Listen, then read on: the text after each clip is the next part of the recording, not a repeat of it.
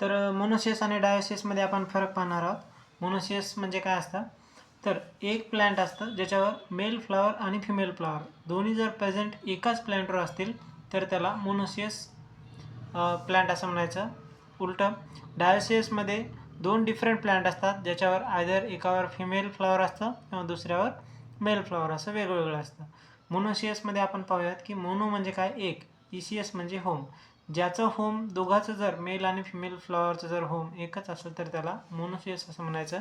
आणि याच्यामधून तुम्हाला डायोसियसमध्ये कळतं की जेव्हा सेपरेट होम असतील तेव्हा ते डायोसियसमध्ये येऊन जातं.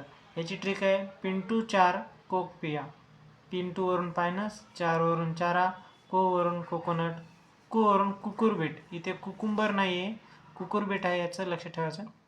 नेक्स्ट पी वरून पिया.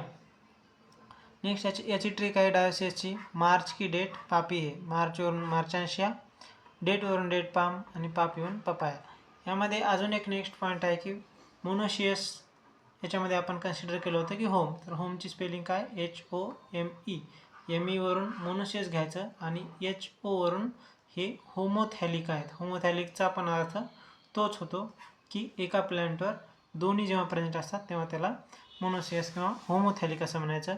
याच्या अपोजिट यालाच हेट्रोथॅलिक असं म्हणतात.